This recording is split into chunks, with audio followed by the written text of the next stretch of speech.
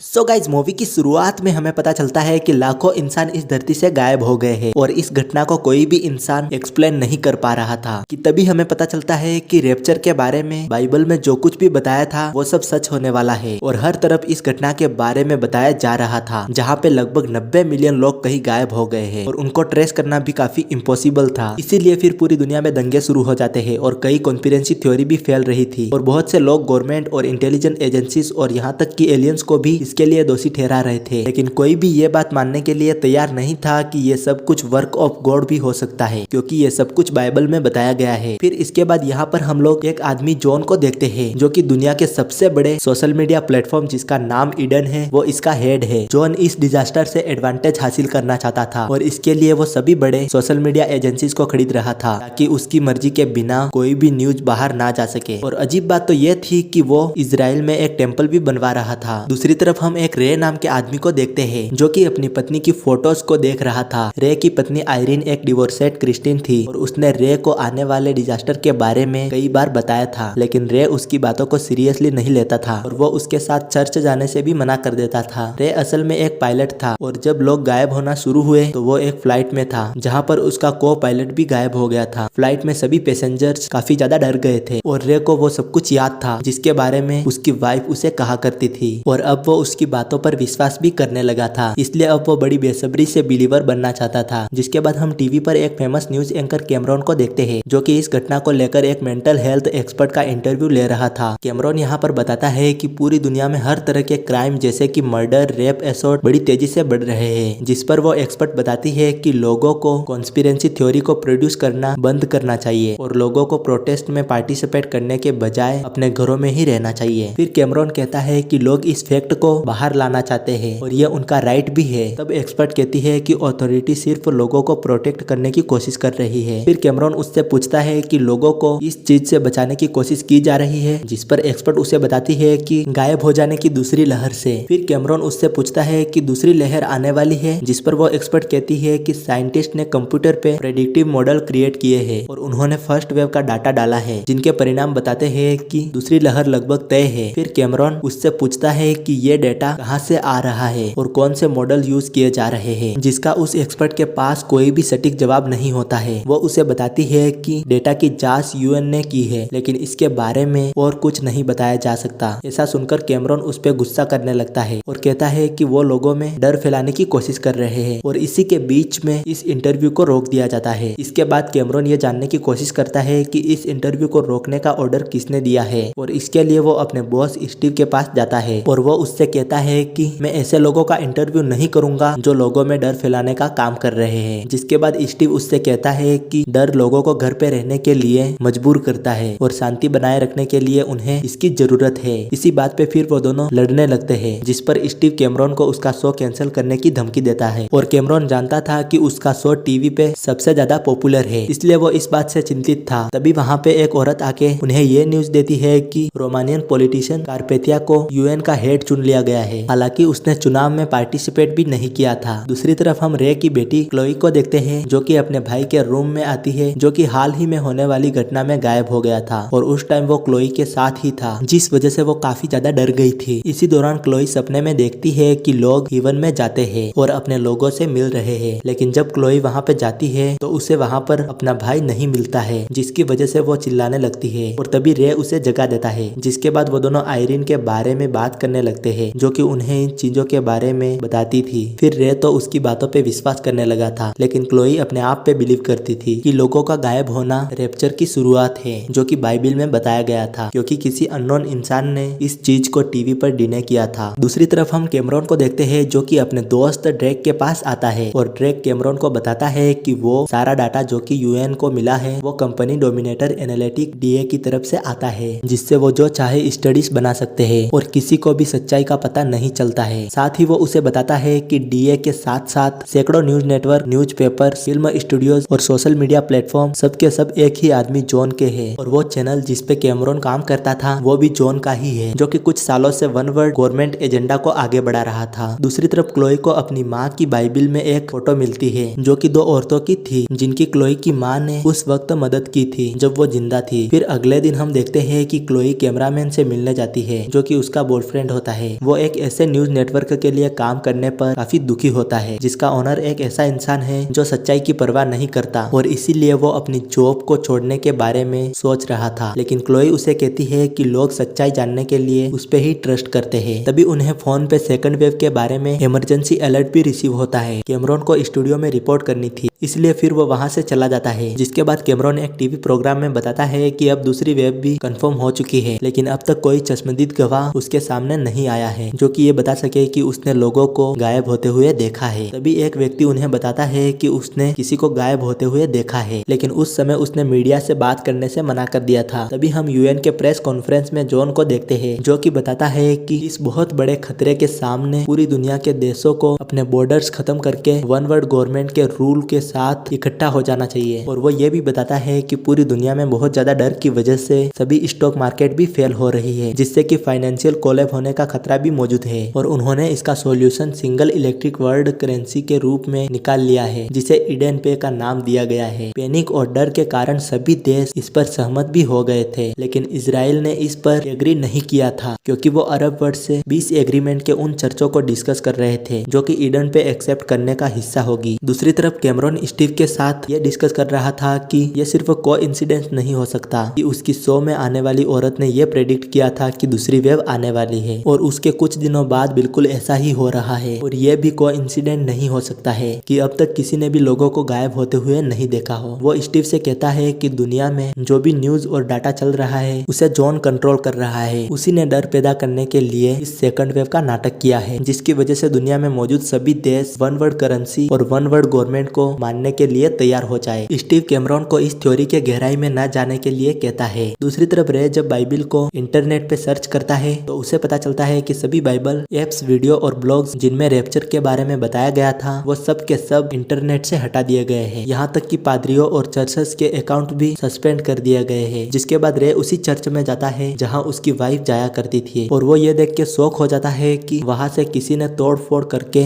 सब कुछ खत्म कर दिया था। रे जब इधर उधर देखने लगता है तो वहाँ पर उसे एक पादरी ब्रूस मिलता है। दूसरी तरफ क्लोई जब उन औरतों से मिलने के लिए जाती है जिनकी उसकी माँ ने हेल्प की थी तो तभी अचानक से एक चोर उस पे अटैक कर देता है, लेकिन क्लोई किसी तरह से उससे बच के उन औरतों के पास पहुंच जाती है। दूसरी तरफ चर्च में रे ब्रूस से पूछता है कि क्या लोगों का गायब होना असल में एक रैप्चर की शुरुआत है, जिस पर ब्रूस उसकी बातों को कंफर्म कर देता है और वो दोनों अर्थ पर ही है, इसलिए उन्हें हेवन ने ले जाने के लिए चूज नहीं किया है जैसा कि उन लोगों को किया गया है जो कि गायब हो गए हैं। और ब्रूस इस बात से काफी अपसेट भी था, लेकिन रे बाइबल में मौजूद बाकी प्रेडिक्शन पे रिसर्च करना शुरू कर देता है। तभी उसे एक और प्रेडिक्शन का पता चलता है जो कि 7 साल की मिर्जरी के बारे में थी, जो कि उस समय शुरू होने वाली थी जब इजराइल और अरब वर्ल्ड में 7 साल की फीस ट्रीडी साइन होनी थी। और वहाँ पर ब्रूस ये रिवील करता है कि जो शख्स इस ट्रीडी को कंफर्म करेगा वो एंटी क्राइस्ट होगा। ब्रूस ये भी बताता है कि उसने हमेशा लोगों को बाइबल पढ़ाई है, लेकिन कभी भी इस बात पे विश्वास नहीं किया और इसीलिए आज वो यहाँ पे है, ना कि हेवन में। फिर रे उससे कहता है कि वो अभी भी अपनी गलती को दूसरों की मदद करके ठीक कर सकते हैं। तभी वो दोनों एक महान पादरी का रिकॉर्ड किया हुआ एड्रेस सुनते हैं जो कि सिर्फ उन लोगों के लिए था जो उस रैप्चर को देखने के लिए जिंदा रहेंगे। जिसके बाद वो दोनों अपने दिल में जीसस को स्वीकार करते हैं। दूसरी तरफ ड्रेक ईडन के सर्वर को हैक करने की कोशिश कर रहा था, लेकिन वो पासवर्ड से प्रोटेक्ट की गई सिक्योरिटी सिस्टम को पास करने में सफल नहीं हो पा रहा था। तभी उसे एक अननोन नंबर से मैसेज आता है जिसमें उसे ईडन के सर्वर का पासवर्ड बताया गया था, जिसकी वजह से वो ईडन के सिस्टम को हैक करने में कामयाब हो जाता है। इधर कारपेथिया यूएन में मीटिंग के लिए पहुंच जाता है जिससे हर कोई प्यार करता था जैसे कि वो कोई रॉकस्टार हो। और दूसरी तरफ ड्रेक कैमरॉन को बुला के उसे बताता है कि ईडन में प्रोग्राम की कोड लाइन्स से कई ज्यादा है जिनकी उन्हें पेमेंट सिस्टम के लिए जरूरत है, जबकि बाकी का कोड निगरानी, बायोमेट्रिक रिपोर्टिंग और यहाँ तक कि सोशल क्रेडिट के लिए है। जिसका मतलब ये था कि या तो लोग ईडन पे यूज करेंगे या उन्हें सोसाइटी से निकाल दिया जाएगा, जो कि असल में पूरी दुनिया पर हावी होने वाला प्लान था। जिसके बाद ड्रेक उसे बताता है कि जिस अनजान व्यक्ति ने उसे ईडन का पासवर्ड दिया है वो इंटरव्यू में सच्चाई बताने के लिए तैयार है, इस कंडीशन पर कि वो इंटरव्यू पूरी दुनिया में ब्रॉडकास्ट किया जाए। दूसरी तरफ रे बार बार क्लोई को चर्च में आने के लिए कहता है, लेकिन क्लोई उसकी बात मानने के लिए तैयार नहीं थी। लेकिन उनमें से एक औरत जिसकी क्लोई की माँ ने मदद की थी वो क्लोई को चर्च में ले ही आती है। दूसरी तरफ कैमरॉन स्टीव को जॉन के सभी इविल प्लान के सबूत दिखा देता है, लेकिन स्टीव कैमरॉन की स्टोरी को पब्लिश करने से साफ इनकार कर देता है। साथ ही वो उससे कहता है कि इस न्यूज नेटवर्क के ओनर के कहने पे तुम्हें जॉब से निकाल दिया गया है, इसलिए अब कैमरॉन उसके असिस्टेंट कॉर्नर और ड्रेक तीनों मिलकर उस अनजान व्यक्ति का इंटरव्यू लेने के लिए तैयार हो जाते हैं। तभी ड्रेक को यह रियलाइज होता है कि उन्हें कोई फॉलो कर रहा है और जब कैमरॉन और कॉर्नर अपनी कुछ चीजें लेने के लिए अंदर जाने लगते हैं तो ड्रेक देखता है कि कार में किसी ने बॉम्ब लगाया है जो कि उसी समय ब्लास्ट हो जाता है जिससे कि ड्रेक की मौत हो जाती है। दूसरी तरफ क्लोई ब्रूस से रैप्चर के बारे में पूछने लगती है जिस पर ब्रूस उसे बताता है कि जब अच्छे लोगों को हेवन में उठाया जाएगा तो वो लोग जो कि पहले मर चुके हैं और दफनाए जा चुके हैं उन्हें सबसे पहले उठाया जाएगा। जिसके बाद क्लोई अपनी माँ की ग्रेव में जाती है जहाँ पे कैमरॉन भी उसके साथ होता है। फिर वो दोनों मिलकर कब्र को खोदने लगते हैं लेकिन क्लोई ये देख के शॉक हो जाती है कि उसकी माँ की डेड बॉडी वहाँ पे नहीं थी, केवल उनके क्लॉथ ही वहाँ पर थे, जिसका मतलब ये था कि उसकी माँ को पहले ही हेवन ने उठा लिया था। जिसकी वजह से क्लोई रोने लगती है क्योंकि अब वो भी बाइबल में बताई गई बातों में बिलीव करने लगती है। दूसरी तरफ कारपेथिया जॉन से मिलता है तो वो इस बात से काफी ज्यादा चिंतित होता है कि ईडन पे अगर गलत हाथों में चला गया तो क्या होगा। कारपेथिया जॉन से कहता है कि वो सिर्फ इसी सूरत में ईडन पे पर साइन करेगा जब जॉन उसे अपना सक्सेसर बना देगा, जिसके लिए फिर जॉन भी मान जाता है। और दूसरी तरफ कैमरॉन ईडन पे को इवेंट करने वाले एक इजरायली जिसका नाम चाइम था उसे कॉल करता है और उसे ये सारी सच्चाई बता देता है। जिसके बाद चाइम इसके बारे में कारपेथिया को बताता है। यह सुनकर वो जॉन और कैमरॉन इन दोनों को मीटिंग पर बुलाता है। दूसरी तरफ चर्च में हर कोई कैमरॉन को बताता है कि इस समय जो कुछ भी इस दुनिया में हो रहा है वो बिल्कुल वैसा ही है जैसा कि बाइबल में बताया गया है। वो उसे बताते हैं कि इजराइल और मिडिल कास्ट के बीच 7 साल की फीस्ट रिडिसाइन होगी और डोम ऑफ द रो में टेम्पल बनाया जाएगा। वो उसे बताते हैं कि जॉन के एंटी क्राइस्ट होने की बहुत संभावना है, जो कि ऐसा लग रहा था कि वही 7 साल की फीस रिडिसाइन को अनाउंस करेगा। फिर ब्रूस भी ये बताता है कि बाइबल में सिंगल वर्ड करेंसी के बारे में भी बताया गया है, लेकिन कैमरॉन जो कि विश्वास नहीं करता था वो इस बात को नहीं सुनता है। इसके बाद वो चाइम के पास आता है और उन सबूतों को चाइम के साथ डिस्कस करता है जो कि जॉन के खिलाफ थे। फिर इस पर कार्रवाई करने के लिए चाइम मान जाता है। तभी उन्हें डिस्कशन के दौरान चाइम ये रिवील करता है कि इजराइल अरब वर्ल्ड के साथ ईस्ट ट्रीटी शुरू में 7 साल की होगी और ये भी उस एग्रीमेंट का हिस्सा है कि डोम ऑफ द रॉक के साथ एक जूइश टेम्पल भी बिल्ड किया जाएगा। यह सुन के कैमरॉन वहाँ से चला जाता है और वॉशरूम में जाकर रोने लगता है क्योंकि अब उसे पादरी ब्रूस की बातों पर विश्वास हो गया था। फिर अगले सीन में कैमरॉन यूएन मीटिंग में पहुंच जाता है और सारे सबूत उनके सामने रख देता है, जिसकी वजह से जॉन काफी ज्यादा सरप्राइज हो जाता है और उसे ये पता होता है कि ये सब कुछ क्या है। तभी कारपेथिया ये बात रिवील करता है कि उसी ने ये सारे सबूत जॉन के खिलाफ प्लान करके उन्हें कैमरॉन को दे दिया था और उसी ने ड्रेक को मैसेज करके ईडन का पासवर्ड दिया था। कारपेथिया ने ये सब कुछ इसलिए किया था कि अगर जॉन रास्ते से हट गया तो वो जॉन का सक्सेसर बन जाएगा और ईडन पे का इंचार्ज भी वही होगा। जिसके बाद कारपेथिया जॉन को शूट कर देता है। फिर वो सब लोग जो मीटिंग में मौजूद थे वो ये सब कुछ देख रहे थे, लेकिन फिर वो इस बात को बिलीव करते हुए बाहर आते हैं कि जॉन को गार्ड के भेष में एक बागी असेसियन ने मार दिया, क्योंकि असल में कारपेथिया ही एंटी क्राइस्ट था जो कि सबसे बड़ा धोखेबाज था। कैमरॉन अपनी आखिरी कोशिश करता है और वो पूरी दुनिया को सच्चाई बताने के लिए एक वीडियो मैसेज रिकॉर्ड करता है। कॉर्नर उस नेटवर्क को हैक करके वो वीडियो मैसेज पूरी दुनिया में ब्रॉडकास्ट कर देता है। जिसके बाद कैमरॉन बिल्डिंग से भाग जाता है और फिर कुछ असेसियंस उसको फॉलो करने लगते हैं, लेकिन कैमरॉन किसी तरह से एयरपोर्ट पर पहुंच जाता है जहां पर क्लोई, रे और ब्रूस व चर्च में मौजूद सभी लोग उसका वहां पर इंतजार कर रहे थे। और फिर वो सब लोग एक प्राइवेट जेट से वहां से निकल जाते हैं और रास्ते में वो लोगों के लिए बहुत से कागज फेंकते हैं जिसमें कि उस सच्चाई के बारे में बताया गया था जो कि बाइबल में बताई गई थी, इस उम्मीद के साथ कि वो कुछ लोगों को तो उस ट्रायल से बचा ले जो आगे आने वाला था। और इसी के साथ इस फिल्म की एंडिंग भी हो जाती है। तो दोस्तों, आपको ये फिल्म कैसी लगी आप हमें कमेंट में जरूर बताना। तब तक के लिए जय हिंद, वंदे मातरम।